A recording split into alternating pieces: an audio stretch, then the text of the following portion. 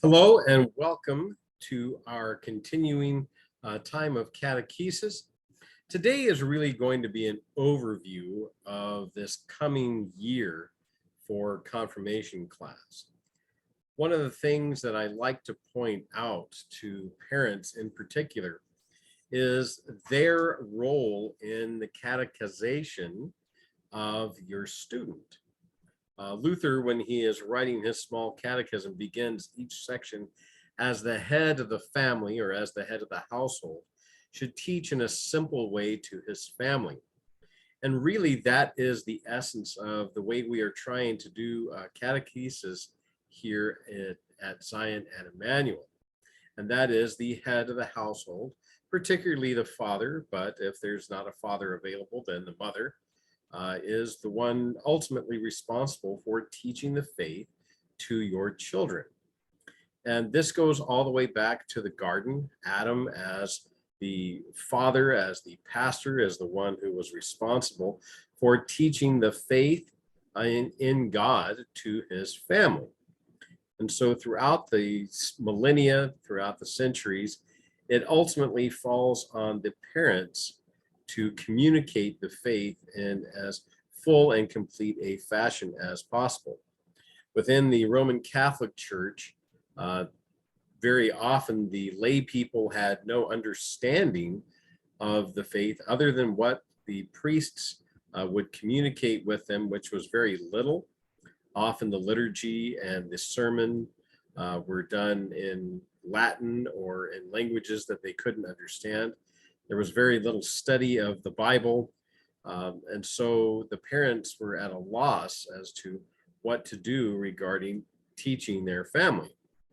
So at the time of Martin Luther and the Reformation, as the Lutheran churches watched the Roman Catholic Church break away, which is really the essence of it, the Lutheran teachers began to survey the churches in Germany and noticed that not only did the lay people not have a good understanding of God's word, but even the priests did not.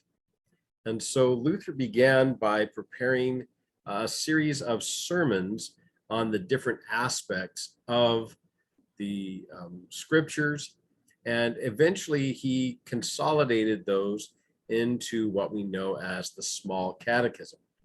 But that was not enough because Luther realized that even the clergy did not have a good understanding. So Luther also wrote the large catechism for the priests and pastors and so forth. So what we are trying to do here is to return the role of teaching the faith to the parents as supported by the pastor. Right, and so that's kind of what I'm attempting to do here, is to allow you to teach the faith by providing you with the tools and the assistance necessary to do so, rather than simply take it all on myself and not allow you to fulfill your role as parent. So in that regard, I want to go over our upcoming memory workbook, and you'll notice this is for the year 2022, 2023. And this year we're going to be looking at the holy sacraments of baptism and the Lord's Supper, and also confession and absolution, also known as the office of the keys. So I wanted to do just a brief overview of this memory workbook and share with you the expectations, the tools and resources available that we're going to be using. So as always, we'll be following our memory worksheets that you can see there right at the top. It has the assignment date, so whenever it's due. The catechism assignment that's listed there, the first one we have is on the sacrament of baptism, the first part, what is baptism? So your student will learn that, or you, if you're following along as an adult, learn that. Then in conjunction with that is the hymn assignment.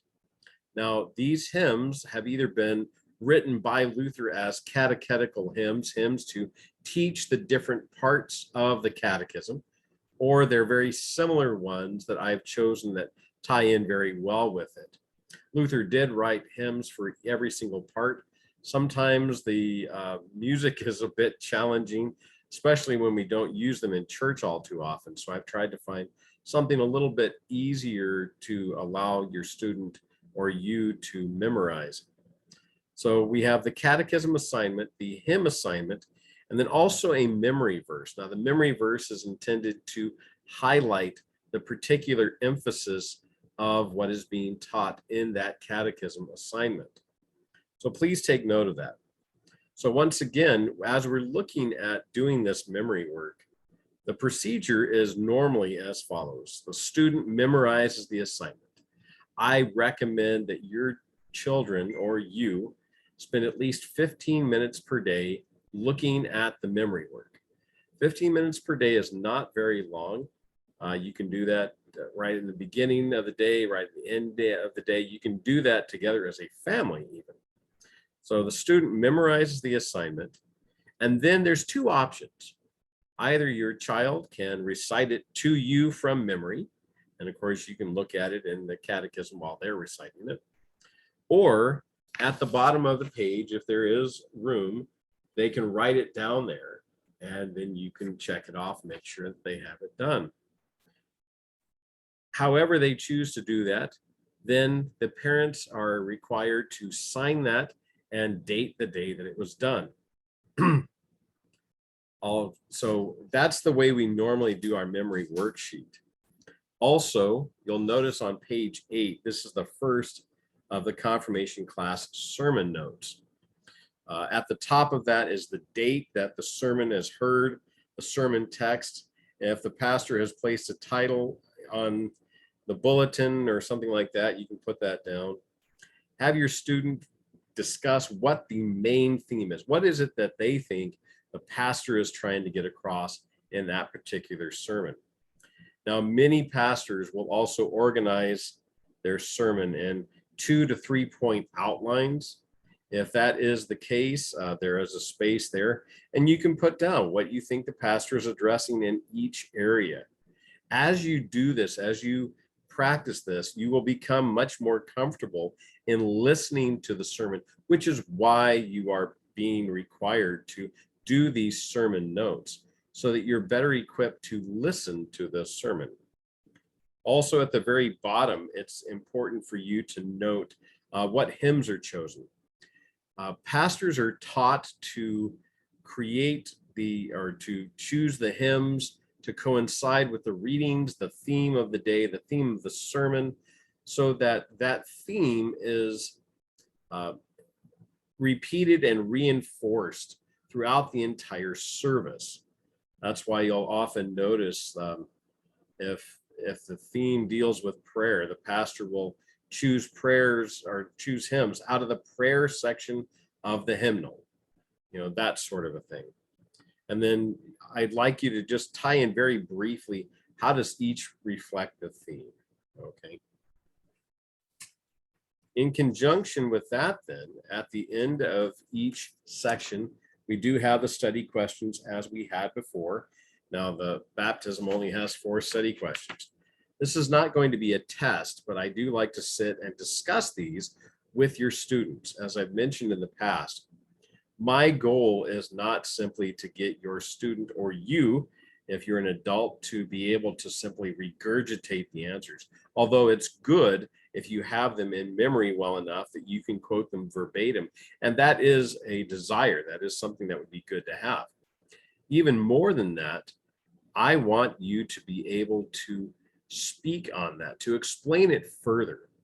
I tell the kids, pretend like you're sitting in the cafeteria or at school, or you're sitting in a restaurant and somebody asks you a question about that.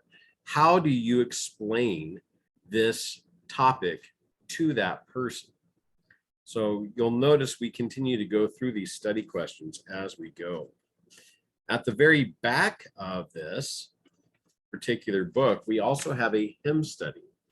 Now, this hymn study is intended, once again, to help you or your student understand the hymnody. Lutheranism, if I can phrase it that way, has the most profound sound hymnody. I'm not talking about the good old-fashioned ones that we all know and love, although some of those are quite good. But we do have some of the most profound and just incredible hymns that not only teach, but also encourage and reinforce the faith of the individual, as well as to reinforce the teaching of Holy Scripture. And so, what I'd like you to do at the appropriate time is to take time to study one of our hymns. And it doesn't matter which hymn it is, as long as it's in the Lutheran Service Book. Take one of those hymns, break it down, see what it is the author is trying to get across. Why is it written the way it is? What is the biblical background? Most of our hymns, you'll notice at the bottom of the hymnal, and I'll explain this to the students. At the very bottom of the hymnal, they'll have Bible passages listed at the bottom of each hymn. And that is what the author has centered that hymn on. Sometimes there might be one, sometimes there might be 6 or 7. Just depends on the hymn writer. So we're going to do a hymn study this year to allow your student to learn a little bit about the hymns. Also, I'm going to ask your student to do a very brief Reformation figure study. We all know Martin Luther, but there are many important individuals at the time of the Reformation and into the 1700s that were integral to the growth of the Reformation, not only in Germany, but throughout the world. Some men, some women. In fact, we have 7 women that your student can choose from, or 9 men that they can choose from. And what I'd like them to do once again is identify one of those individuals and do a very brief study. Who are they? Or why? When did they live? Why did they do what it is they were doing? Were they a writer? Were they a hymn writer? Were they a particular church leader? Very often, some of what they wrote was addressing certain false teachings that were going on at the time. Maybe they had political opponents or opponents in the church that they were writing against. And once again, when we get to that, I will explain that further to your student. But these things are intended to give you a broader understanding, not simply of the catechism, but also the history of the Lutheran Church, why we believe what it is we believe, why we stand firm on what we stand firm on.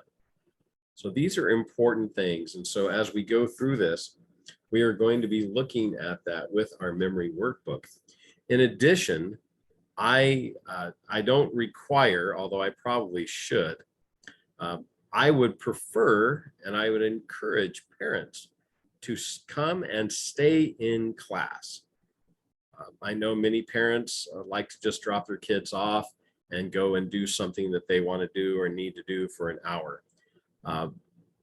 While I understand that, it is very important for the parents to be there once again, because it is you who are ultimately responsible for teaching the faith to your children. And so it is extremely important for you to be aware of what they are learning in catechesis, what's happening, what's going on. If you have any questions, you might be able to ask those, and they might have the same question. So you're able to answer their questions by asking yours. Also, it allows you to hear what it is the pastor is teaching in class. Maybe your student comes home and says, "Mom, Dad, I didn't understand what pastor was talking about." And that allows you to explain to your student also. So again, while I'm not going to demand that or command that, I heartily recommend and I encourage parents to come and stay and sit through the class with your student. Just like I encourage the parents to watch these videos with your student. This is an important thing. And as parents, you made a vow when you baptized your child that you would assist in the raising them in the faith, to teach them the faith, to bring them to God's house. And so by encouraging you to come to class and sit in or watch these along with your student, I'm encouraging you to fulfill your vow as you promised to do. So that is a very brief overview of the year that we have coming up. in catechesis or confirmation class. I, again, encourage you to look over the book when it's handed to your student, work with them throughout the year, sit in on class, talk with them about the sermons, talk with them about your Sunday school classes, whatever that is, so that you can continue to fulfill your vow that you made at their baptism. All right, well, that is the end of this. Our next video will begin looking at the sacraments. What is a sacrament? We'll talk about the sacraments themselves, and then we will begin looking at the sacrament of baptism. So thank you so much. Again, I hope you are watching these with your students, and I do look forward to seeing you in the next video. Bye-bye.